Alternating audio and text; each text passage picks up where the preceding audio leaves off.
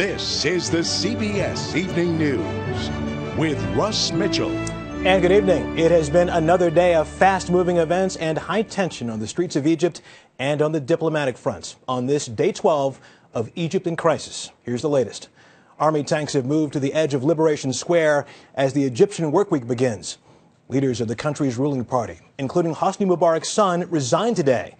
And the Obama administration continues to work behind the scenes, pushing for an Egyptian transition of power. We have a team of correspondents and expert analysis for you tonight. And we begin with Mark Strassman in Cairo. Russ, there's a continuing clash here, but it's not with rocks or punches. It's a fight over principle. And what is the needed timeline for Mubarak to step aside? Tahrir Square felt more on edge today, vaguely ominous, as though protesters standing their ground might also be pushing their luck.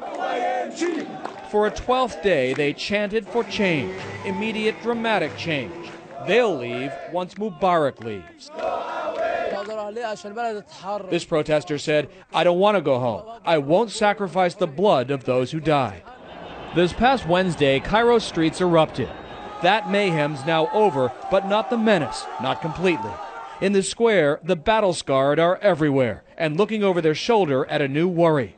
Egypt's army, the security presence here, wants these protests to end. Today, a senior commander urged the crowd to bring down their barricades and go home. He was shouted down. But on the edges of the square, there are new signs of the military's impatience. Tanks closed this bridge leading to the protest. Checkpoints became choke points, with long lines to get in.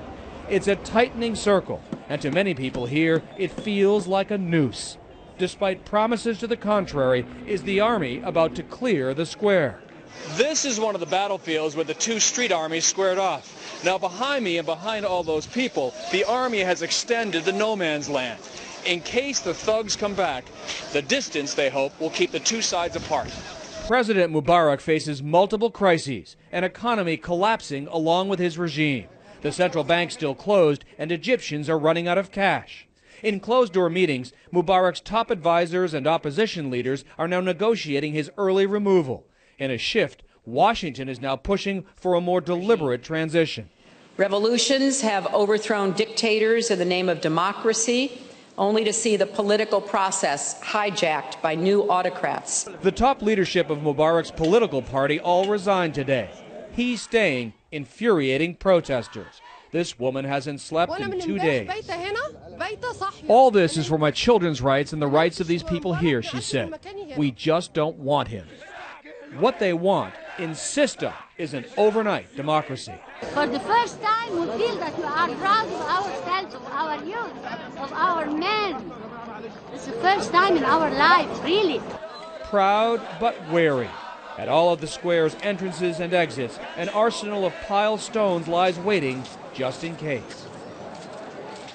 Right now, protesters are actually sleeping in front of tanks. They're hoping their bodies are enough of a deterrent to stop the tanks from rolling into the square. And to keep the pressure on, organizers plan 3 million-strong marches over the coming week, and the first of them is tomorrow. Russ? Mark, I understand there's been a change in the tone of coverage on Egyptian TV. What can you tell us about that?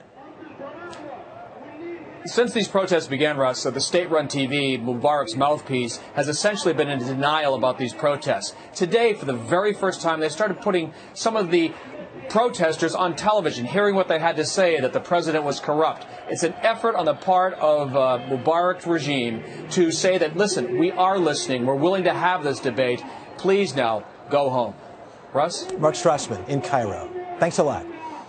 There has been a flurry of maneuvers and countermaneuvers on the diplomatic front today as the Obama administration uses new language to send word of its goal to Cairo. Whit Johnson is at the White House with the latest on that. Whit, good evening. Russ, good evening. Well, the White House is trying desperately not to be seen as the puppet master in Egypt, but in the process, its message has evolved. Yesterday, President Obama's message had an urgent tone. The future of Egypt will be determined by its people.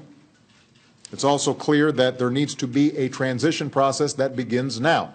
But today, at a security conference in Munich, Secretary of State Hillary Clinton suggested that process will be a gradual one. It's important to support the transition process announced by the Egyptian government, actually headed by now Vice President Omar Suleiman. And that takes some time. I mean, there are certain things that have to be done in order to prepare. Taking time is not what protesters on the streets of Cairo want to hear. They want Egyptian President Hosni Mubarak to leave now.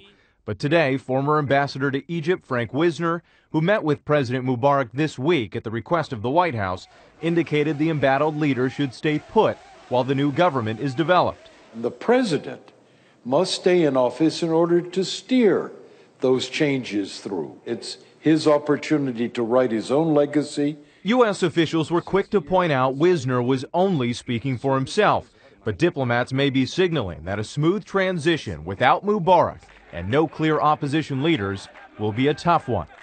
No question that the White House wants Mubarak out, that they want him out now, as the president said, but also no doubt that we want to see a process of transition that is not chronically destabilizing for this part of the world.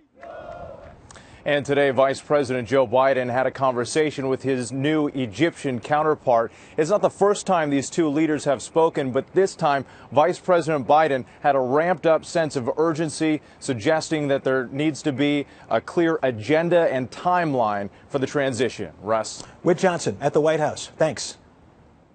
For more perspective on today's developments in Egypt, we are joined by a former Undersecretary of State, Nicholas Burns, who has served extensively in the Middle East. Nick, good evening. Thanks for joining us.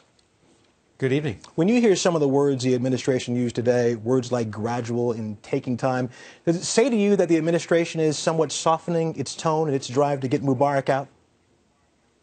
Well, Russ, I think the administration is dealing with the extraordinary complexity of this drama that we're witnessing. One of the most important moments in the history of the modern Middle East, millions of Arabs standing up for freedom and a different way of life. And so the administration is trying, and President Obama specifically, to throw their weight behind the reformers.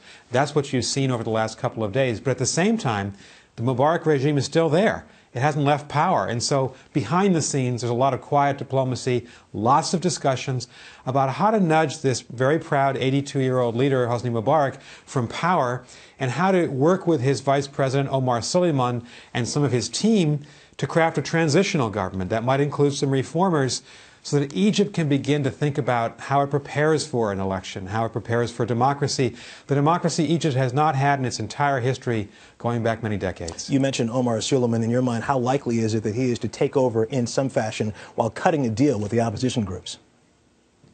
Well, you know, I think it's inevitable right now that President Mubarak at some point is going to have to leave power because he's lost control of his governments. He's lost a lot of credibility internationally. Omar Suleiman is a very strong figure. He's been a senior member of the government for a long time. Secretary Clinton today, who is in Munich, pointed out that he is in charge of the transition, and so the administration seems to be focusing on him, and I would look for him to be the leader of this effort, perhaps, to pave the way towards a transition. Nicholas Burns, as always, thank you for your insight. The turmoil in Cairo and other cities is hitting close to home for the parents of American students enrolled at Egyptian schools. As Lynn Quijano tells us, for many of those families, the days of anxiety are finally ending in moments of relief. Lucy Caritas is used to welcoming home her 20-year-old son Nick from trips abroad. Good to see you. Nice to see you too. But she savored this reunion at New York's JFK airport more than the rest.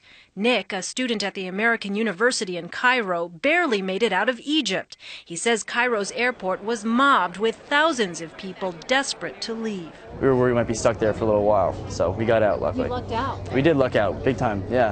Ladies and gentlemen, we're here from the U.S. Embassy. Nick was one of more than 2,300 Americans evacuated from Egypt this week aboard one of 19 State Department-sponsored flights.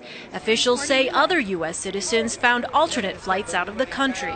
Many other Americans departed either through private means, either through commercial airlines or on private charters. Cornell University student Alexandra Woodhouse nearly found herself stranded in Egypt this week, but scrambled aboard a flight out Wednesday. She says the violence in Cairo came right to her front door. You could smell tear gas outside of our window. It was just a very difficult time to see the place that I loved so much in distraught. Now, safe at home in the United States, Alexandra says her thoughts are with friends she's left behind. I want nothing more than to go back, but I don't know when that's going to happen. Officials at the U.S. Embassy in Cairo say another State Department chartered flight left Egypt today, headed to Greece. But officials say because commercial flights are now available, it's unlikely there will be additional U.S. government charters. Russ? Elaine Quijano here in New York. Thank you very much.